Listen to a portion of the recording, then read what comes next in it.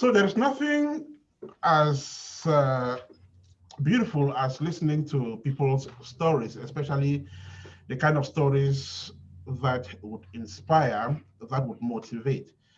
And we may take that for granted, but each time we listen to such stories, we go back home with something in our bag. Uh, I I have grown up in my career telling other people's stories. It's true, I hardly tell my own story. I don't know why, but for some reason, I just love telling other people's stories. And over the years, I have had to tell very interesting stories. Stories that have moved mountains, and I have also been witness of how some of these stories have transformed people. I just can't start listing the number of people who have had their lives transformed because of some of the stories uh, I accompany people to tell using my platform.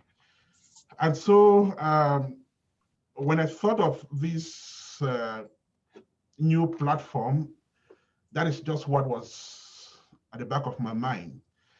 And I hope that someday someone is going to come back here and testify that a story they listened to on this platform changed their life in one way or the other.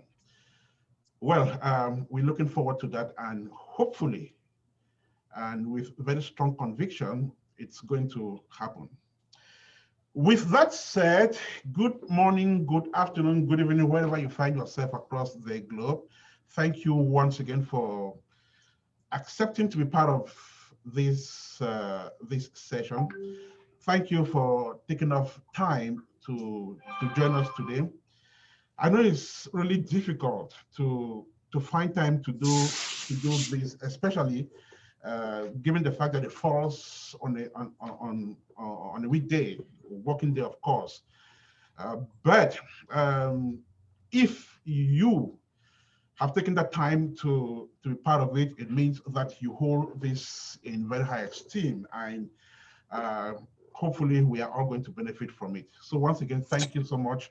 Welcome to this fourth edition of the Progress webinar. For those of you who have been here before, you know exactly what happens here. But if you are joining us for the very first time, then this is a platform created to tell stories, to tell our stories, and it's aimed at inspiring other people. But again, we also network, we get to know each other, we get to eventually work with each other. So the concept is just as simple as that, nothing complex about it. We are just in the pilot phase of it.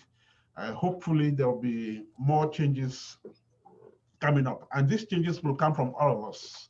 That is why at the end of each session, we take a few minutes to evaluate what we did. I would encourage a lot of feedback. I was speaking off mic with our speaker today, and one of the things which caught my attention was when she gave her feedback after having watched a previous edition of it.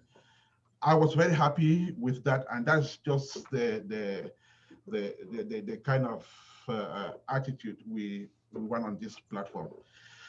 Unfortunately, we will be having only one of our speakers today. Therese just got to me a while ago to announce that she had an emergency in Texas, so she should be on her way to Texas from Chicago.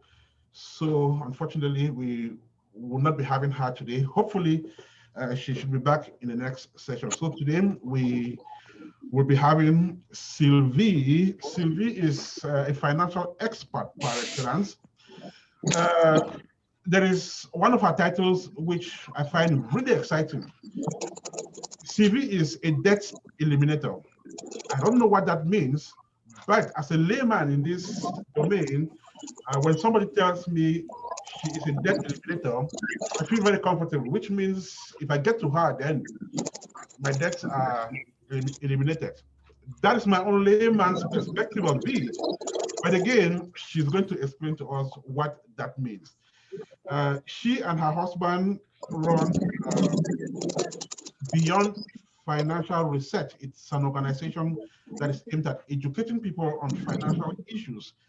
I've had the opportunity to speak with them on radio, and I was really impressed. And it was, I mean, they got me in the classroom for the 90 minutes we were on radio. And I think you are going to be really fascinated when you must have listened to us. So Sylvie is our speaker for today. She'll be joining us in the next couple of seconds. But before she comes, a few housekeeping rules. First, we will like to mute ourselves when we are not talking, just so if there is any noise coming from our end, it shouldn't interrupt our conversation. So if you are not talking, we would plead that you mute yourself. Then, whenever it's time for you to talk, you can unmute yourself, then raise your hand, either using the digital icon to do so, or just raise your hand. If you're on camera, I will see you and usher you into the virtual hall. Then, when it's the Q&A session and it's time for you to ask your question, just go ahead and introduce yourself. Say a little thing, say a bit about you for just a few seconds, then go ahead and ask your question. And don't also hesitate to prompt when she's answering your question if there's something you don't understand. Then finally, make great use of the chat box. Please, let's make it interactive. Let's make it fun. It's, I mean, we don't have to be very serious. Let's just catch fun with it. At the same time, educating ourselves and networking. So you can always use the chat box while she's talking. So once again, thank you so much. Welcome to the 4th edition of the Progress webinar. My name is Ernest Kanjo. I am a journalist by profession. We also meet on Apex One Radio, which happens to be a partner to this new initiative. But then here it's not radio, so I will limit my questions. I would rather you ask the questions because I tend to ask a lot of questions. I can ask endless questions. Mbole can testify to that. So I would prefer you do the questioning while I just moderate from this end. So I guess it's time for us to start. Sylvie, you are going to take your time. No rush today. We have just one speaker. So you take your time and you tell your story. How you became a financial expert, what got you there, what your motivations were, what your inspirations were, and just what you think we should know about financial issues. Then we will have the Q&A session whereby you would entertain questions from us. So Sylvie, if you are ready, then I guess this course of people are ready. Are you? Well, as ready as I can be. Thank you so much, and over to you. All right, if you would allow me the option of sharing my screen, please. Okay. While you're doing that, I just want to say thank you for creating this initiative. I think this is an amazing initiative. The very thought of giving back to our community, the very thought of networking, it's always said that you can know your net worth from your network, right? So it's very important to network with people who are traveling in the same direction as you are. So just being here with people, I think like-minded people who want to improve is very important. And I could not have met right now, 15 people who are currently on this call if you had not done that. So thank you very much. So we're gonna go ahead and get started. I'm gonna share my screen with you guys.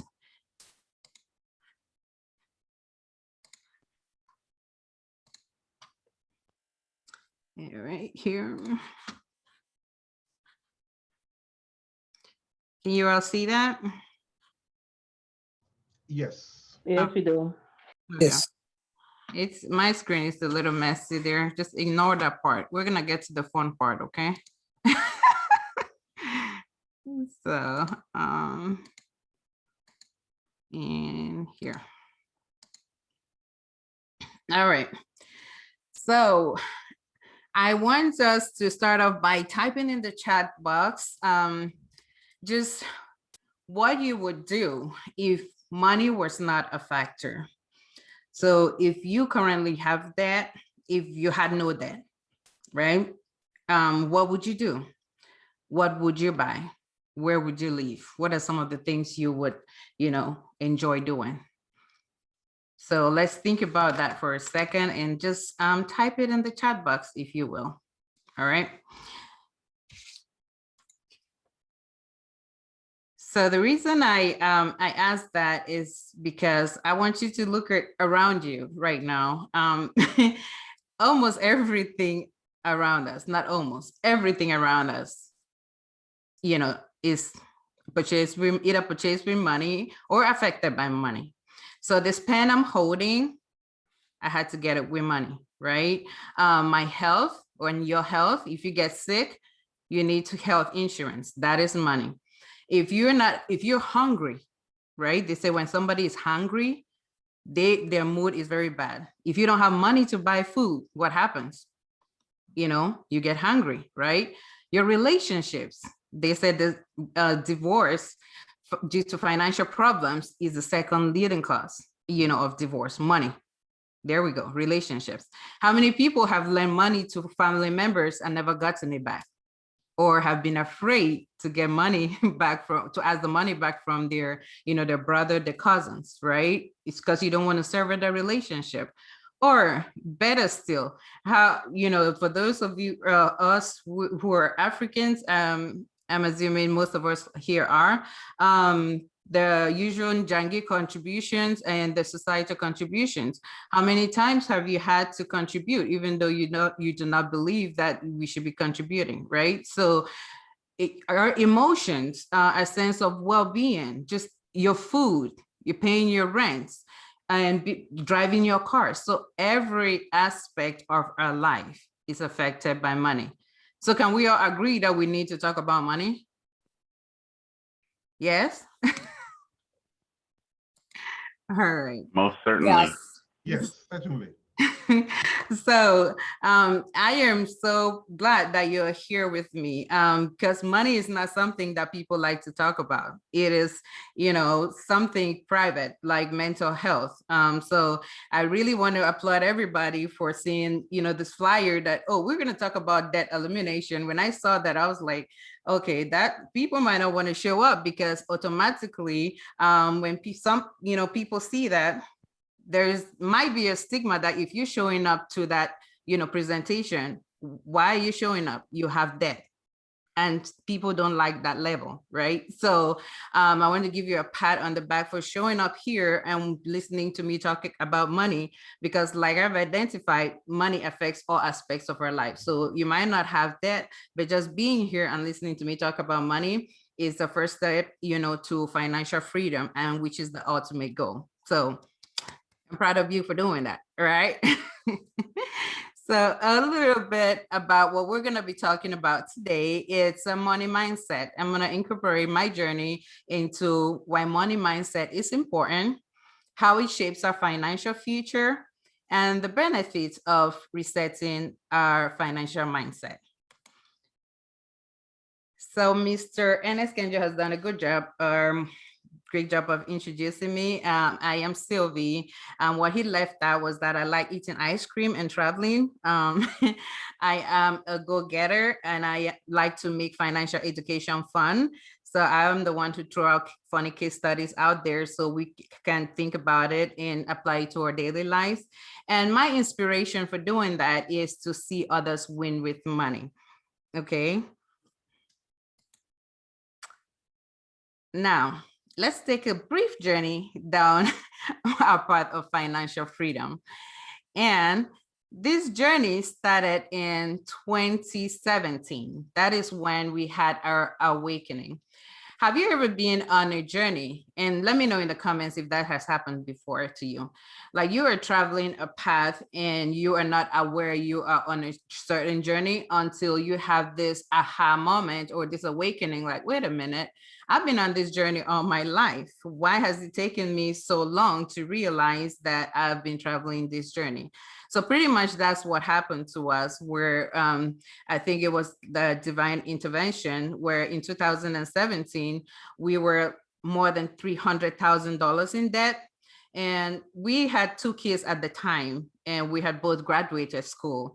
So it wasn't a problem of income. That's the reason why I put the fact that we had both graduated school, right? So Jay graduated, which is my husband, had graduated from pharmacy school, and I had graduated from nursing school.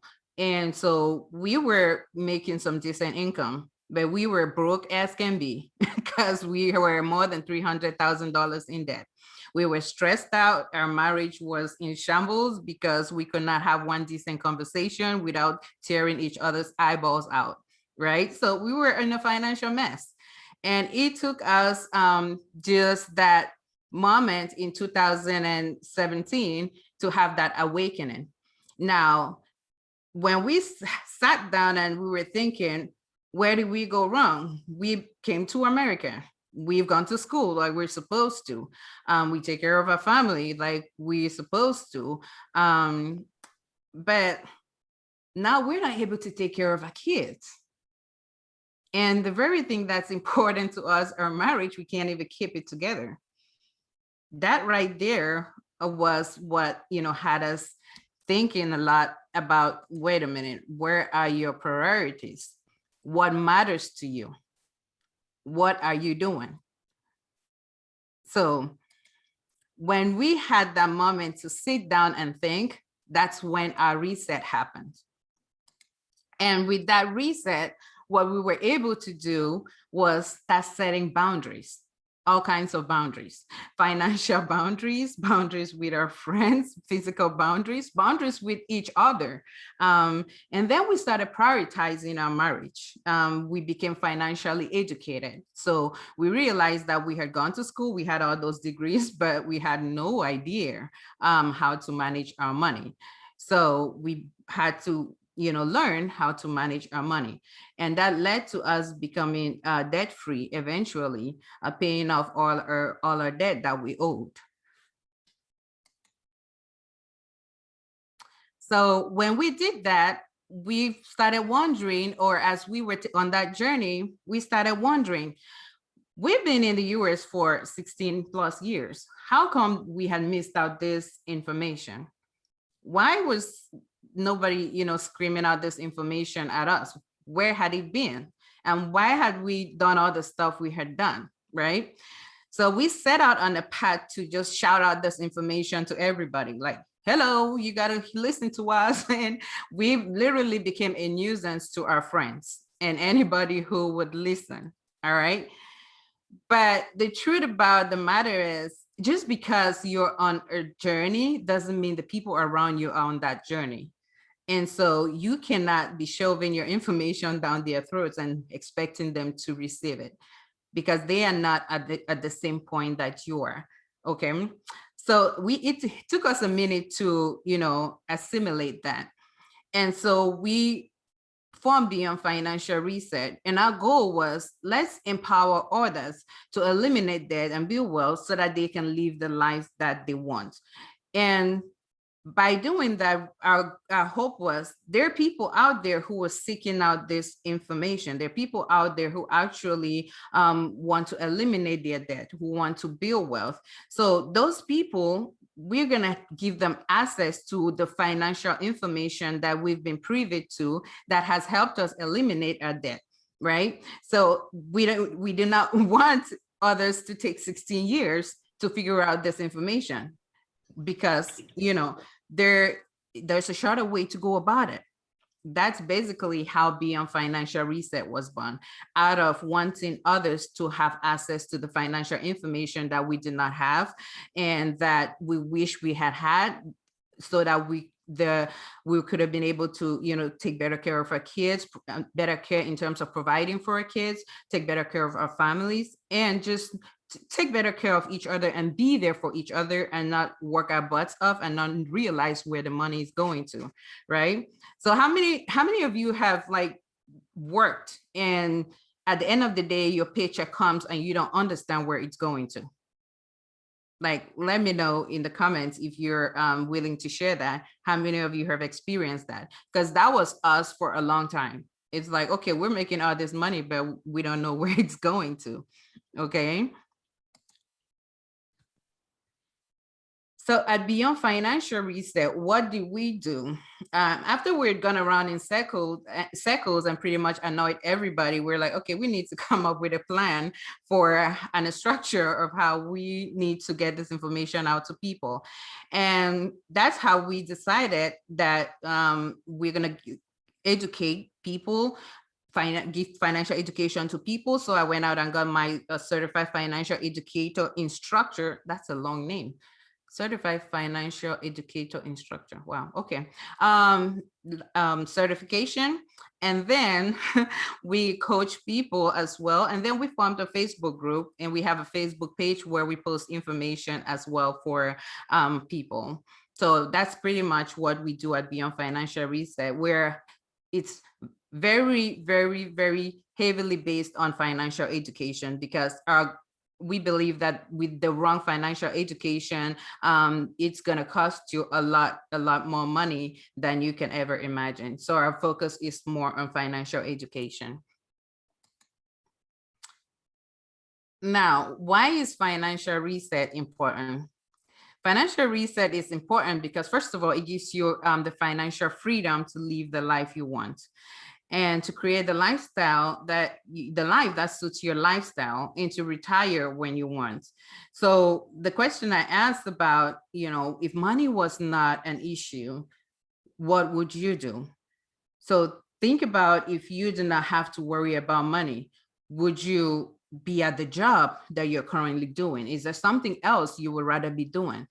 Because I remember when we came to the US, a lot of us wanted to quickly get into either nursing or something, because the family was depending on us, right? So you don't have the financial freedom because you needed that paycheck as soon as possible.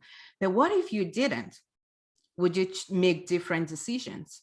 That is what financial freedom gives you. When you have, control over your money, your decisions are different. You're not basing decisions on, oh my God, I need money right now, or I need money to take care of my basic needs. The other thing is you are able to build a solid financial foundation. And with us resetting our finances, we had to, start from scratch and say, okay, look, we've been doing this wrong for 16 years. We need to create a plan for our money. We need to be able to prepare for emergencies, and we need to save for the future. And when I say prepare for emergencies, it's things like job loss. Because in the last 2 years, for example, I have lost 2 jobs. So what if you lose a job tomorrow? Are you able to survive financially? Are you able to take care of your family? So that solid financial foundation, you need that. It is essential, because we cannot run our finances as if things will not happen, because life is going to happen. And that's what happens to a lot of us when we are not looking or paying attention to our finances. And then we have to save for the future. So not only living the life that we want today, we want you to be able to continue to live that lifestyle tomorrow. So saving for that lifestyle that you want tomorrow. And the good thing is, all of this puts you in control of your money. Because when you have the financial reset, you make educated financial decisions. You don't impulsively spend your money. You have, like, for example, at first we used to, I'm jumping ahead of myself here. I'll tell you the story in a sec.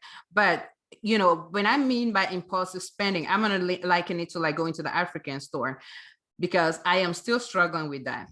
There are numerous times that I've gone to the African store and there's this bag of banana or plantain chips that, Lord Jesus, I cannot pass through without picking up a bag or two. Like, it's not even on my budget, right? But before you pick one, that's like $1.25 and then $2 but that's money that you did not even plan to spend. Or maybe you go to the grocery store with, your kids, and then they're like, oh, mommy, can I get that toy? Or daddy, can I get that toy? And then it's $4 here, $5 here that you already spent. But when you start thinking about your money in terms of, if I had invested that $5, if I had maybe told my kid, no, you cannot get that toy now, but you're going to get it later, and sat down and made a budget for my money, how different would that have been? That is the difference between having a financially that is the difference when you're making educated decisions, and when you're making decisions just impulsive decisions, right? And then, because now you are in control of your money, it increases your ability to save money and invest. And for us, what happened was, now when we had control of our money and we were not spending money without a plan, we not only have been able to pay down our debt, now we're working on paying off our house as well.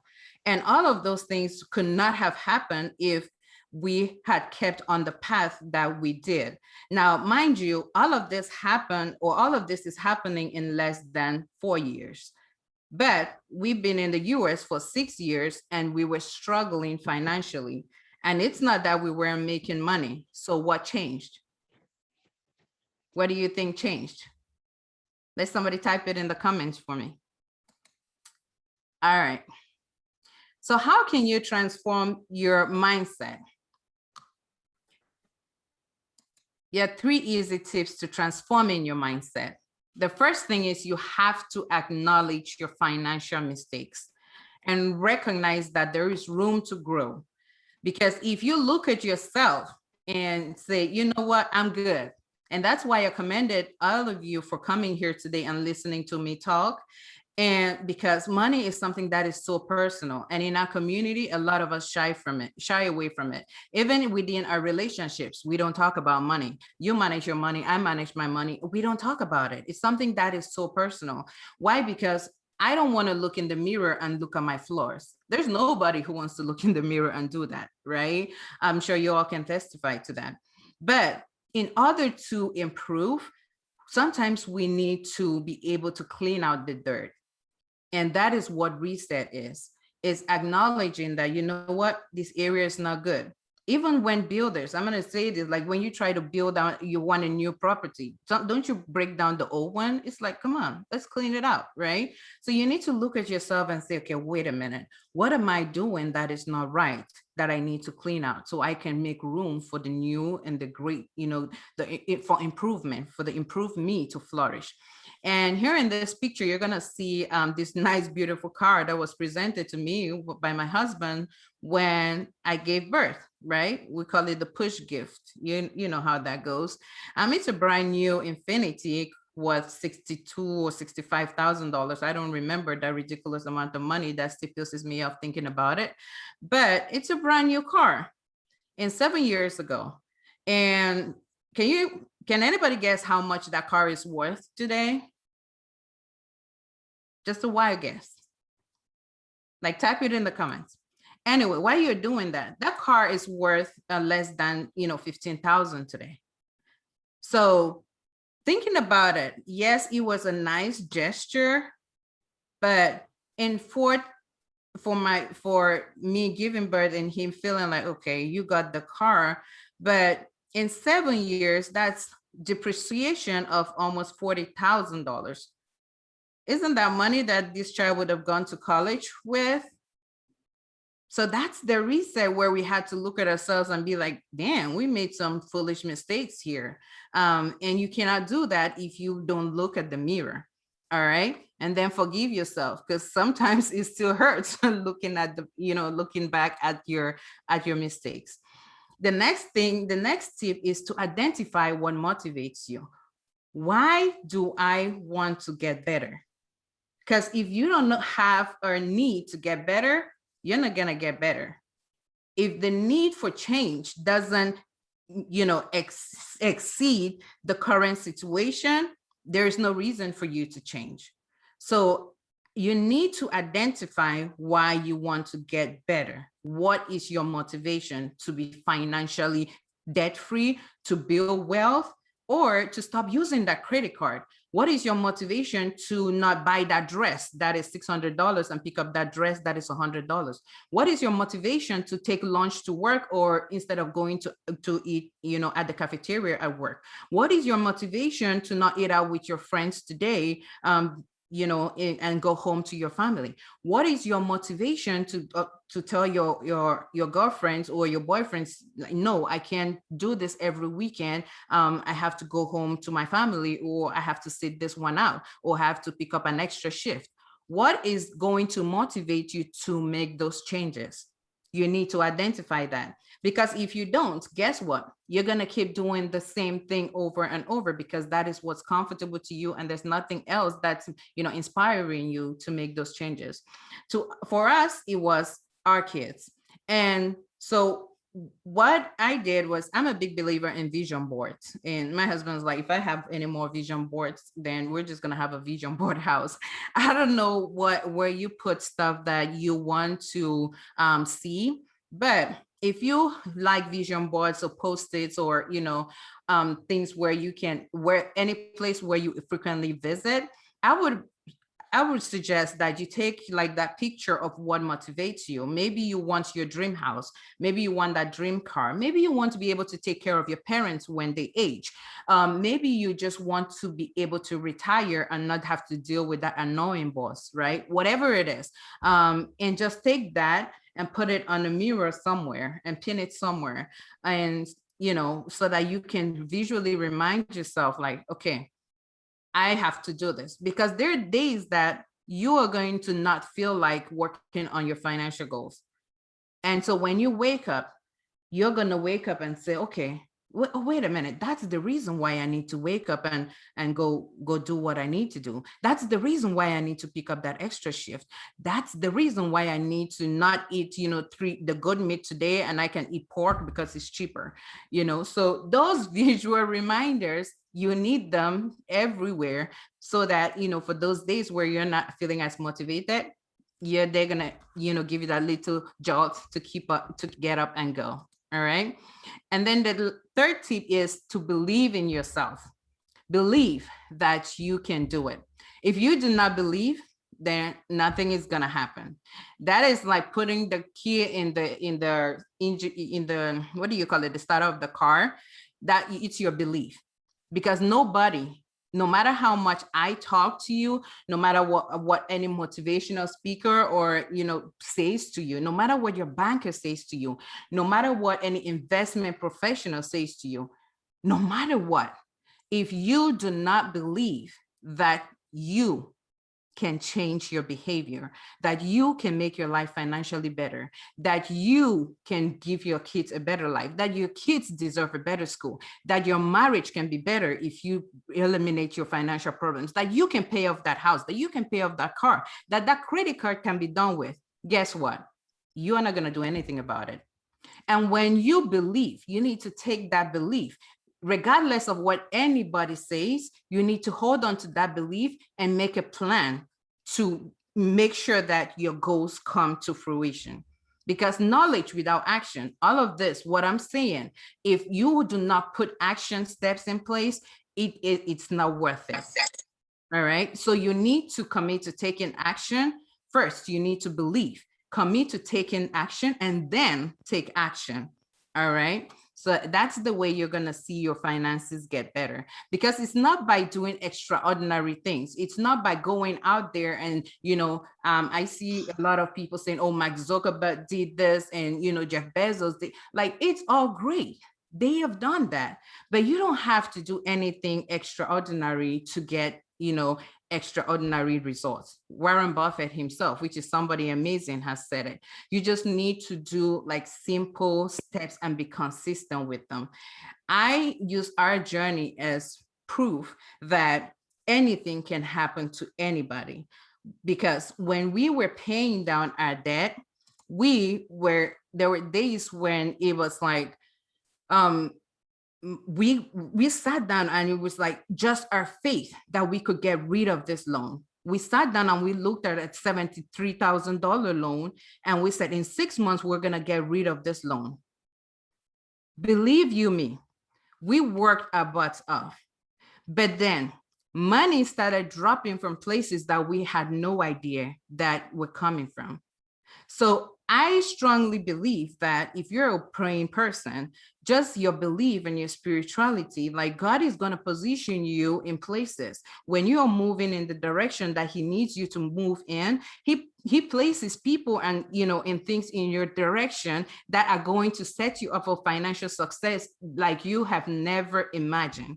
But you have to believe in yourself and speak those things into existence, whether or not people are telling you that it's not possible. As long as you believe, and it's legal, right? We want you to do legal things, not illegal things. As long as it's legal, then you are going to be able to make your dreams come true. So I want you to reset your money mindset and start living the life you want, because it is possible. You do not have to wait 16 years like we did. You can start doing that today. All right. And financial literacy is, like I've said, it's not just how much money you can make and making more money. And it's not just being able to balance your checkbook.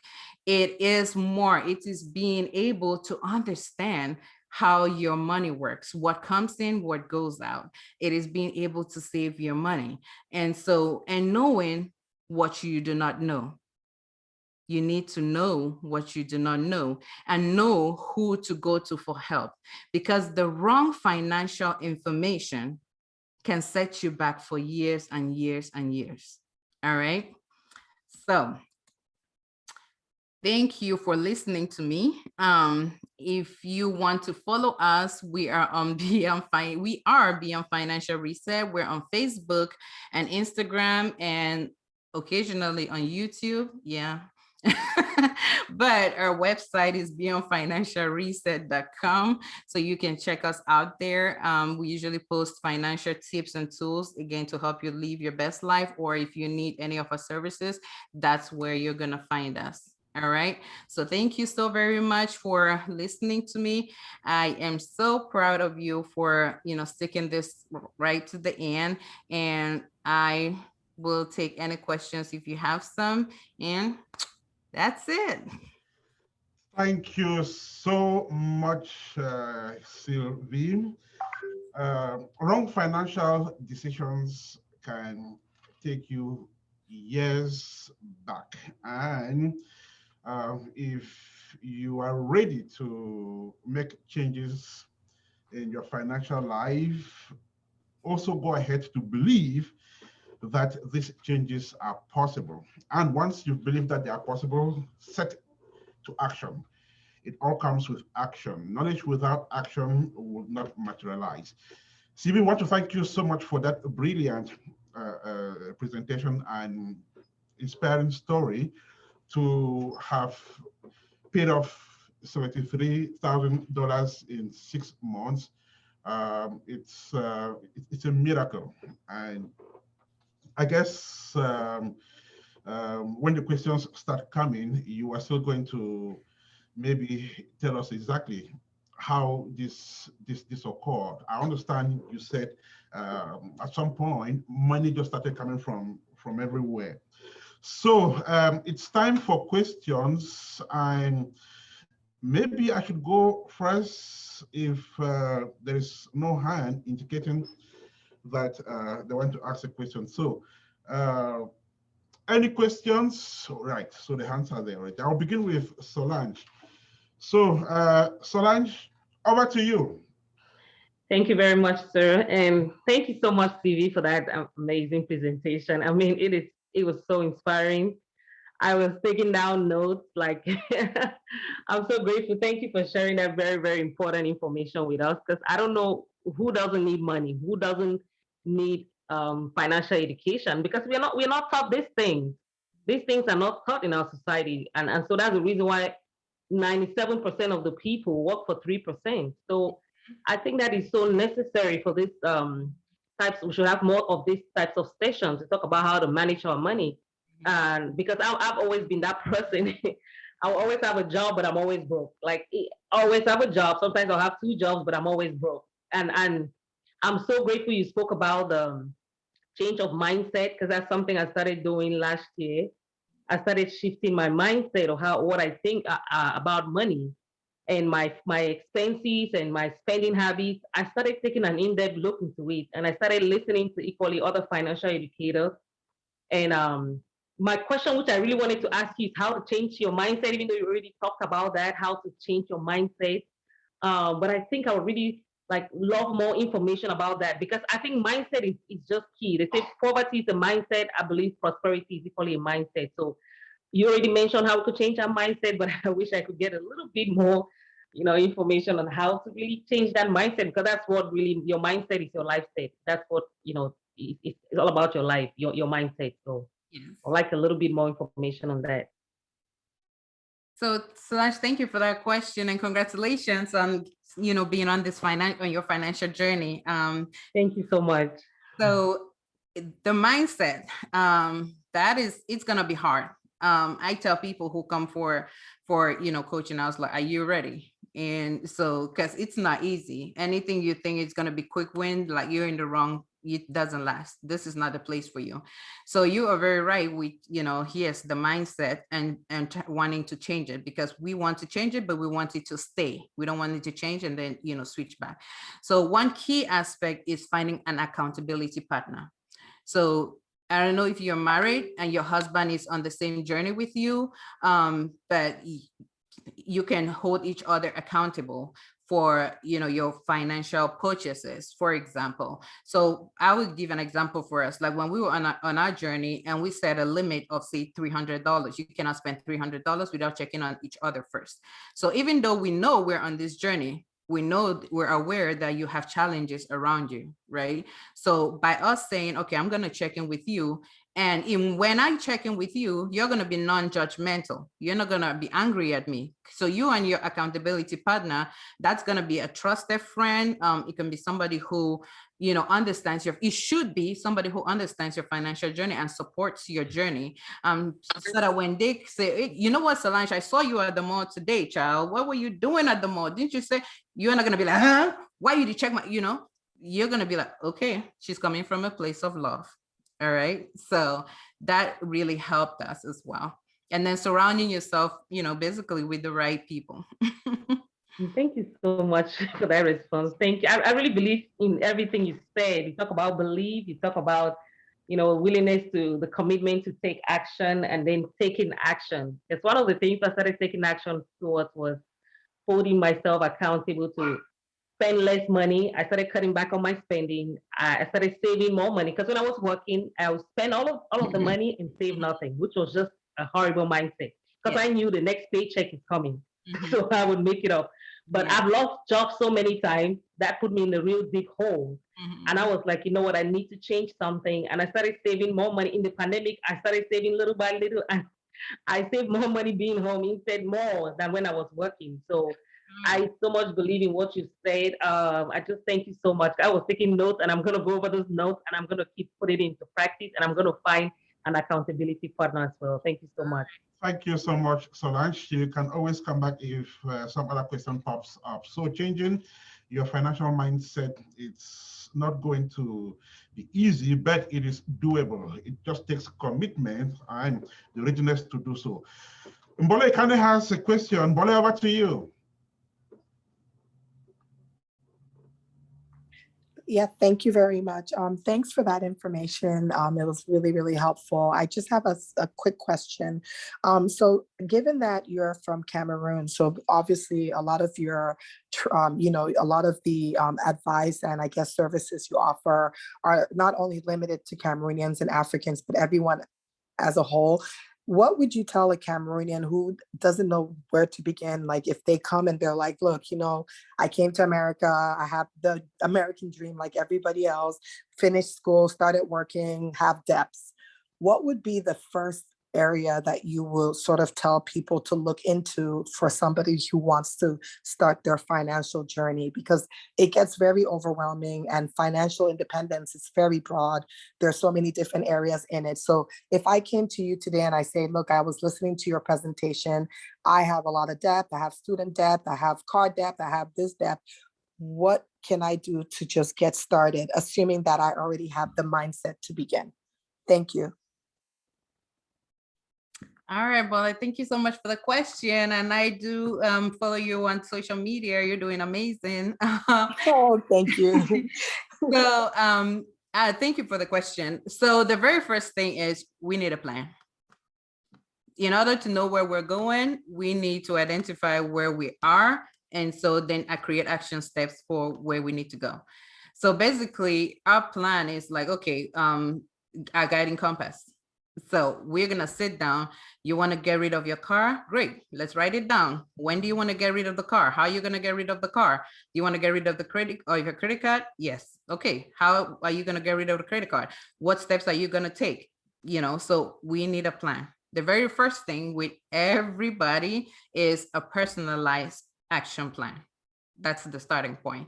And then when we get from there, we start doing, you know, the usual basics of, you know, looking at your budget and how can you cut back and all that good stuff. Okay. Thank you very much. Thanks a lot. Sorry, I have a bad cold, so my voice is funny, but thank you very much. All right. I have a follow-up question on that. Now, if you lay out that plan and things don't, you know, turn out to be the way you expected, what happens? What, I'm sorry, can you repeat that? Right. So I understand that while you are laying down a plan, you also have expectations. But now, if reality sets in and things don't go the way the way you expected, what happens to that plan? Okay. So that's a very good question, because like I said before, the whole point of you know, of this financial reset is the fact that things will not go as expected. That's why we're doing what we're doing.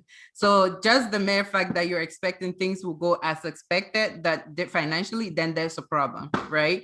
So our goal with building a solid financial foundation is, you know, the fact that if things do not go as expected, for example, you lose a job, then we have, you know, savings. We have your emergency fund saved up. That's going to carry you for, you know, 3, 4, 6 months, and you're not going to worry about that. So you have a backup. And, you know, if your car breaks down, then you go to your emergency fund, you pull that up. The whole point of eliminating debt is the fact that if you lose a job, then you know what, I'm going to take a vacation because I don't have debt. I'm not going to be worrying about, okay, I need the job right away because I need to pay my house, my car, my credit card. No, I was just going to work because I was bored. So that's the whole point of, you know, having that financial freedom and taking control of your money. So Okay. life is never going to go like that. That's great. So there is a question here from Suzanne. I will read that question out to you. Then Danielle is also on standby. But before I get to them, Sylvie, let me find out this from you quickly. All along, you seem to have been talking about, you know, money you earn from your regular income, maybe from a job. Yet we have concerns, and just like someone is mentioning here, can you survive from paycheck to paycheck?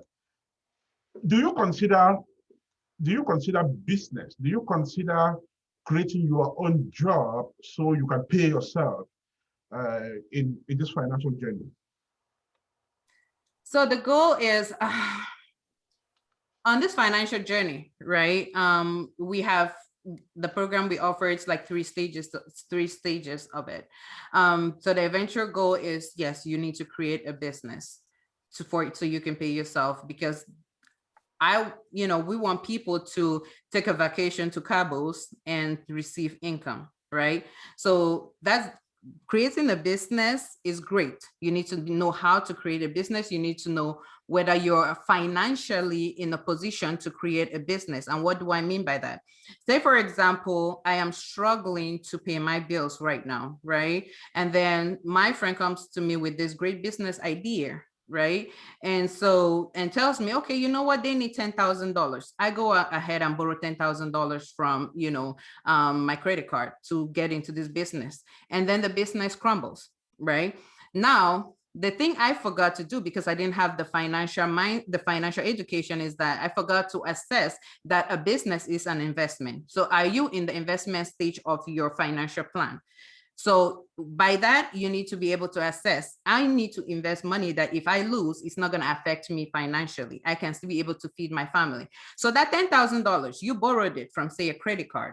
Now the money is lost, right? And then the other thing about personalizing things is, okay, your friend brought you a business idea. Maybe the friend has family in the US that they took a loan from. All right. And then you, on the other hand, you're the only one in the US and you have your parents back home that are waiting on you to take care of them.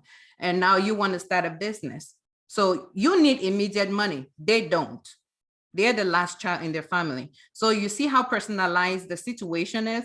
You cannot take one situation and make it, generalize it for everybody. You always have to have your financial plan based on your individual situation. Right.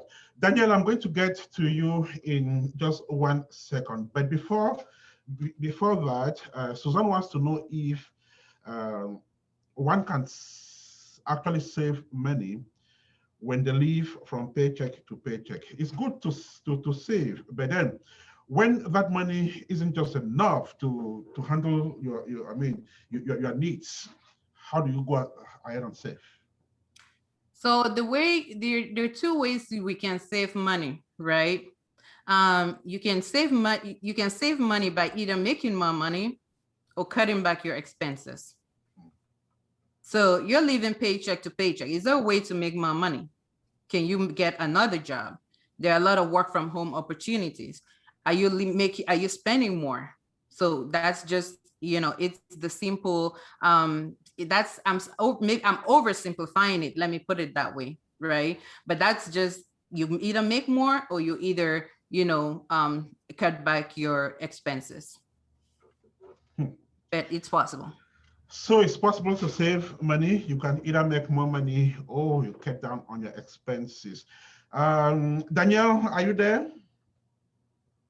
Yes. Go right ahead.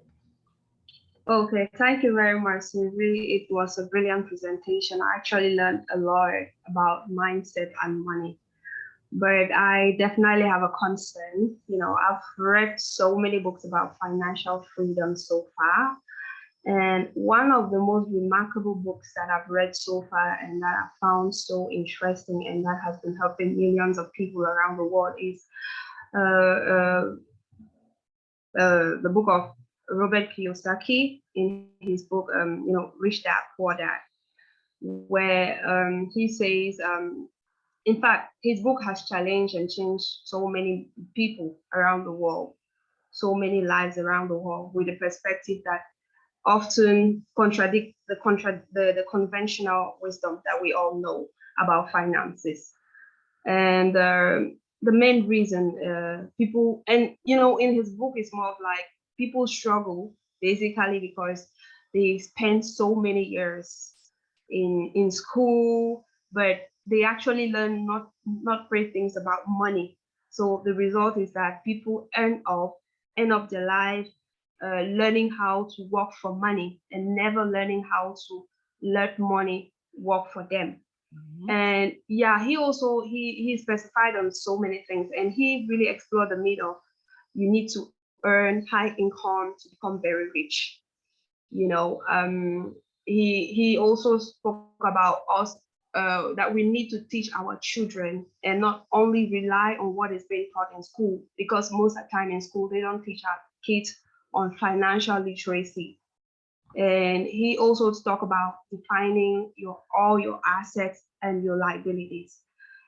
So the book actually, I think, is really reasonable and it has helped so many people. And I know you specify much on more on, you know, the mindset. And there's actually something I'm not really getting clear here. It's about the fact that, you know, when I started my business, and I'm an entrepreneur, the salary I was making wasn't even able to sustain me, you know. So, and I was asking myself, I have worked for, no, when I started my job, even before getting into entrepreneurship, I have worked for more than a year. I wasn't able to save, despite the fact that I would take lessons, change my mindset about money, do everything. The money was not even enough to take care of myself. And I kept asking myself, how am I going to be capable of saving after a year of working? I'm working my ass off, but I actually can't save some money. But I really discovered the magic in, you know, investing into various portfolio. When I read this book, it really transformed my life into investing into various portfolio. We might not necessarily have the money to invest into, but getting into, you know, having a side business. I know you also mentioned about it. So, or investing into various portfolios, or one of the things I was doing was, you know, working uh, for promoting some businesses online, and I get paid on commission. And I found that very interesting. And about the asset, it works so well. So my main concern here is, you know, what do you have to say about investing, you know, because in his book, he also teaches us that a house, he teaches us a house is an asset. That no, he actually challenged the belief that a house is an asset, because most of us, yeah.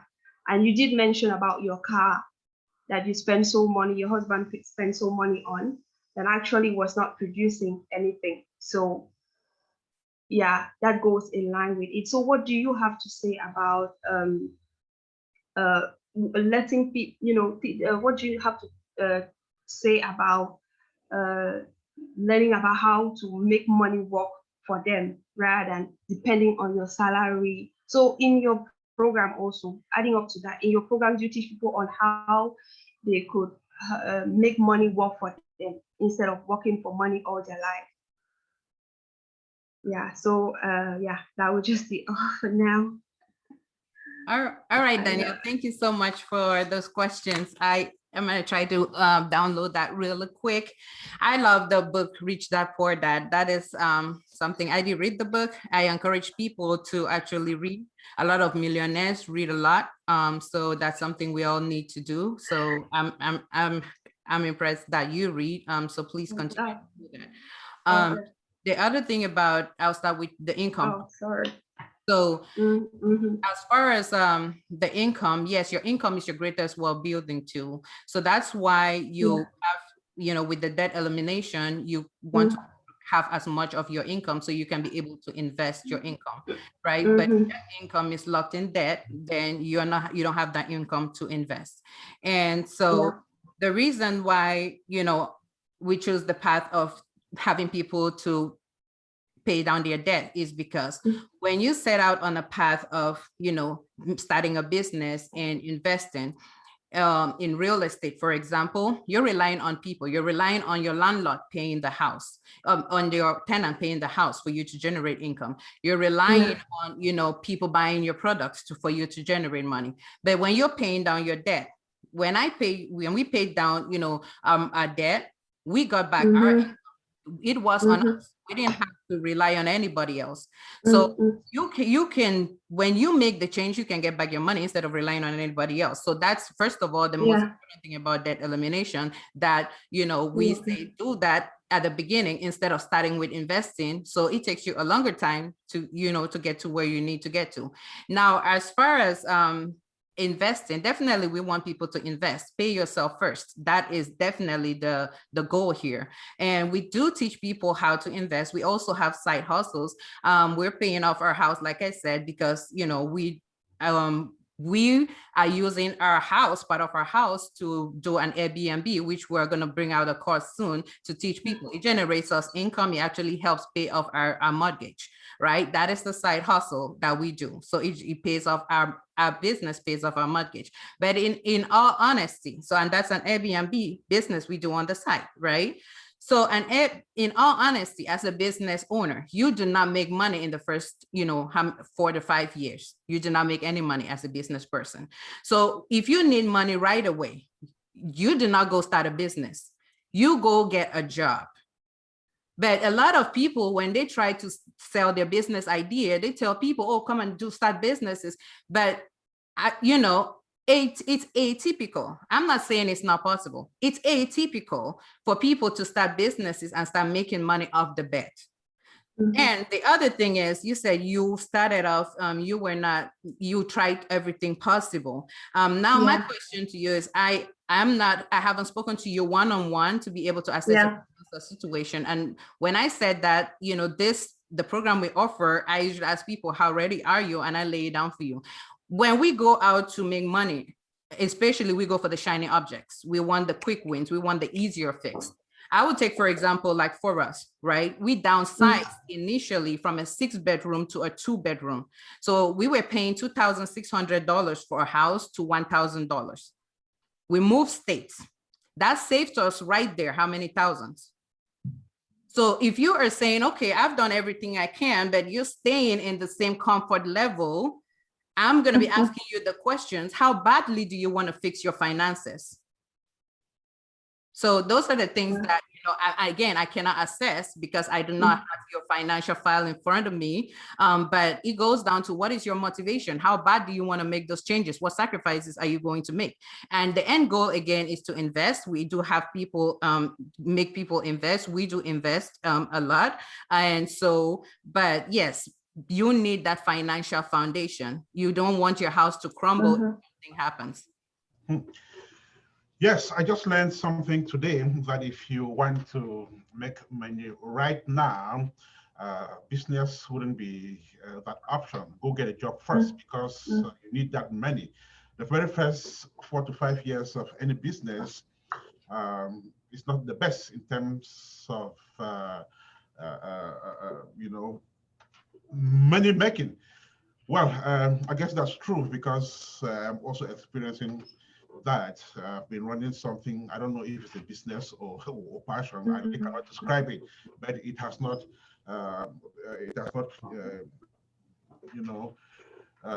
yielded any money. So I agree with you, Sylvie. Dr. Chafak has a question. We are gradually but steadily moving to the end of this session. So Dr. Chafak, over to you. Do you guys get me? 5 on 5. Okay, nice. Well, this is my first time in your group. I was actually invited by Danielle. I don't know why, but so I just logged in and just listening to it. And I want to say that if I'm wrong, is it? I don't see your name on the screen. The lady that did the presentation. Okay. It's Sylvie. Sylvie. Okay. Yes. So I want to say, Sylvie, you did an awesome presentation, and I was listening to the answers that you were giving. I think the first one was from what was the name? The first lady. I missed the name. Solange. And she says that, how do you change your mindset? I love the way you answer that question, which is simple, If you listen to a music over and over, before you know, you'll be singing that music without knowing. Change your mindset. You need to ask yourself, what is your why? What is your why? What do you really want to do? And just go for that. The more you spend time in that thing, it becomes part of your consciousness, right? So that's how you change your mindset. What do you want to do? What is your why? If your why, and think about this. Somebody's why is to have one house. Another person's why is to have 10 houses. You guys are not going to have the same mindset, even though you kind of have the same why, right? So whatever your why is, you focus on that, you sleep on it, you dream on it, you network with people that are doing the same thing, and and you read, invest in yourself. So I like the way you answered it. I just I'm just trying to add more flesh to the bone to your answer, Miss Solange. And how do you change your mind? By the second speaker was like, it's education, just educate yourself. uh what happens if things doesn't go well? Well, in a business, and there's a simple truth, right? If you are coming into a business to make quick money, you better go do a job. Yeah, if your plan is to come to a business, because what they do now is they put all these famous people that have made so much money, but we see the final results. Nobody see how they started. If you look at someone like Sylvie Mor, this guy was sleeping in the office. He could not even pay his rent, right? He had to sleep in his office at night, and then in the morning was an office. So if you want to look at the end product, we're not going to succeed. You need to start from the beginning. And if you're afraid of failing, just have a job. Don't waste your time. If you want to do a business, a business is long term. You're going to have up and down. Are you going to quit? Are you going to do a plan B? If you have multiple plans plan B, again, the business is not for you, right? You're gonna have your main job that's paying bills while you're working on your passive income, and hopefully with time that passive income becomes your main job. Then at that point you can quit your job and now concentrate on your business. But don't just quit your job because you have got a business, right? Keep your job, grow your business to the point where your business replaces your income. Then you can think of quitting. What is I think the a narrator asked a question. I kind of forgot, but anyway, I was just writing those down. It was just amazing, and I just wanted to say hi here. But I had one question for Miss Sylvie. Are you a counselor? What exactly are you? Because I'm trying to figure out what field are you in. That's a good question. I'm trying to figure it out myself. No kidding. So I'm actually career. I'm a nurse practitioner. So I'm a nurse practitioner by profession, but I did my certification, financial certification, as a financial instructor. So that's how I educate people on money, about money. And they too came to merge because I was seeing a lot of patients who their problems were about money. And I'm like, you're just like me. You're here, you're sick because you can't manage your money. And so that's why I talk about money, love talking about money, because if you fix money, you fix a lot of problems. So that's why I'm here. So coach people about money and pretty much educate people about money. If you fix money, you fix a lot of problems. I think I need your phone number. I'm sorry? I think I might have to network. I don't know if I'm going to see you guys again, but how do we get into? And I know you put something on LinkedIn, but I didn't get that. How do we get in touch with you if I needed to call you? Are you in the States? Yes, I am. Okay, that's cool. How do I get in touch with you? So yeah, I can put my contact information in the chat if anybody needs, and then we can go from there. Okay, thank you so much. Wonderful. If you guys, Danielle, send me contact again if there's something like this, please. Yes, Dr. Chafak, we meet here every 2 weeks. So the next session will be on July the 16th. Okay. So you're invited. I will send you a notification anyway. Right, thank you so much. So Emmanuel is here. Emmanuel has a question. Emmanuel, are you there? I'm here. Yes, I'm here. Okay, go ahead. Go right ahead. Yes, basically, first I want to appreciate Miss Sylvie for the great presentation. This is something that is vast, especially I know it's in the American community, but also in the immigrant community. And then we struggle with that. Even with your income, sometimes you make money, but you don't see at the end of the year, you go do your tax, they say you made this amount of money, but you don't know how that money was spent. That was a very good point. So my only question is, for example, some of us who are immigrant in this country, for example, I'm from Liberia in West Africa. So currently, let's say my priority have been trying to make an investment in Liberia first, like building houses and whatever. And then also going to be in my mind, it could be a tangible asset at that point where I'm going to have people living, just like I do the Airbnb here, I could use that also, to make money. And then before I can actually, because my priority actually is straight. I don't have no credit card. I don't have no credit card debt right now, besides student loan.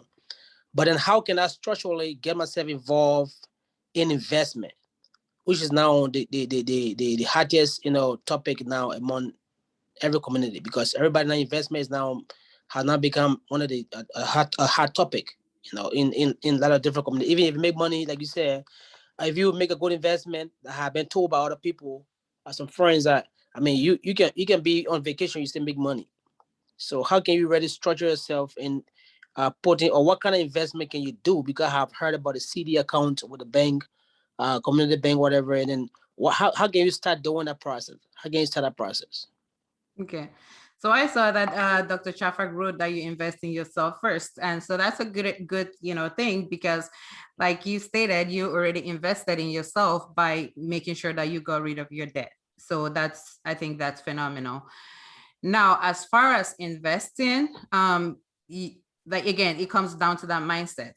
Like everybody's talking about it, doesn't mean you have to do it. It's getting rid of that, shining object syndrome. What is your financial plan? So I'm sorry, I didn't catch your name, but if you have your, I'm sorry? Emmanuel. Emmanuel. All right, Emmanuel, say for example, you have your financial plan, right? So say for example, hypothetically, we have a plan for Emmanuel. We've gotten rid of your debt. And when it comes to investing, we're not going to look at, things like CDs. They don't yield any interest, first of all. And we want to, first of all, reduce taxes. You know how that goes in the US, right? So we want to look at tax favored accounts. We want to make sure that, where we put our money, it's going to do the work for us. So what are the tax favored accounts that are going to do the work for us, and that we can do it, without even lifting a finger, right? So we want to maximize those first. So if we develop that plan for Emmanuel, right, and then somebody comes up with this idea of like, oh my God, cryptocurrency is going crazy, Emmanuel, you need to jump on it. Now, because Emmanuel has a plan that he is working on, guess what Emmanuel is going to do? Shut out the noise, because Emmanuel has his plan already. Right?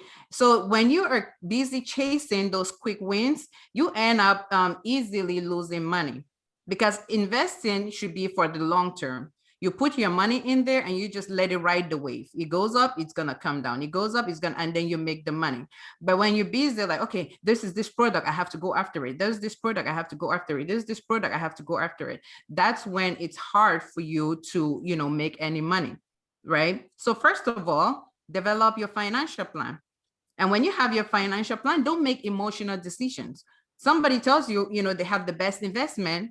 It doesn't matter, because you've sat down and made decisions that were not focused on whether or not, for example, the housing market was going up or coming down at that time. You made educated financial decisions. That's the difference, right? Thank you. Educated financial decisions. That's very interesting. We've really learned a lot today. I don't know if there's any other question. Do we have any other question? Just indicate if you have one. We are gradually moving to the end of this session. Okay, in the absence of any other question, I'm going to ask the last one, which may sound stupid, but Sylvie, you are going to permit me ask that question. Right, so I know there are a lot of lotteries around. I've come across one which the winner would back home $800 million. So if by some stroke of luck, I become that winner and I have $800 million, do you think I need financial education anymore? And do you think that with that money, that amount of money, I will ever have a financial problem? Well, you need financial education because you were playing the lottery. So let's start from there. But Matthew, we're talking about $800 million. That's so much money. You played the lottery, so you need financial education, because you know the chances of people winning the lottery is like 1 in 276 million. So the fact that you were sitting there thinking that you were going to be one of them, you need financial education. So you need to take that 800 million and go to a financial planner so they can teach you what to do with that money before you lose that money. And a lot of the people who win the money through lotteries, if you look that up, they lose that money. Because again, like I said, you know, they were just, okay, I need some money real quick. And then when they got it, they lost it immediately. Okay, so even with $800 million, I still need financial education. Else, I can lose that money in a twinkle of an eye. Here's the thing, everybody needs financial education. Bill Gates, you know, he says that he still writes his check. He lives in the same, he just recently bought a new house. His old house he bought was like $56,000. He was one of the richest men in the world, right? So he is still looking at his money. That is how they keep their money. You know, you keep your money by monitoring your money, having a budget, basic things like how much is coming in, how much is going out. If you do not monitor that money, you lose it. So no matter how much money you have, you need to watch, what am I getting in? What is going out, period. You need to monitor your money. You need to keep your money by monitoring your money. No matter how much money you get, you still need to put an eye on it and make sure that you are being careful on how you spend it. Sylvie, we want to thank you so much. I guess we have touched all the corners of this conversation. The education has gone across, and hopefully, if there's anyone here who needs your services, they will get to you. Just before we go away, I guess you're going to drop your contacts in the chat box. Okay. So we want to thank you so much. We want to just take the last 1 minute to do this. I would like us to assess this session. It can only get better. If you think there is something we need to improve on this, then just let us know. So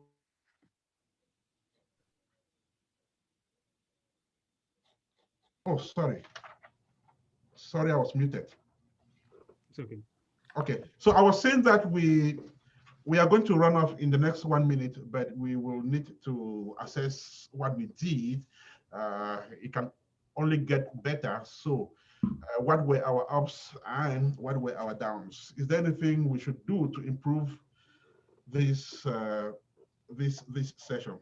So anybody to say one last word and we are out of here? As an outsider, I think you guys did very well. It was just straight to the point, no going around. At times people getting brain fatigue from all information that they get on YouTube and stuff like that. So, I mean, I like the fact it was straight to the point. I see people have their name on the screen, which is easy to identify them. Overall, for a first time outsider, I think it was pretty awesome. Thank you so much for those comments, Dr. Chafak. And like I said earlier on, I hope you will join us in the next session come July the 16th. So any other last word? If not, then we are out of here. So I want to thank everybody for coming, and congratulations on being part of this initiative.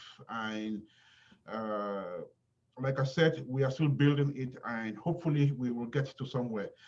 Special thanks to our speaker today, Sylvie, who had to handle the mountain alone.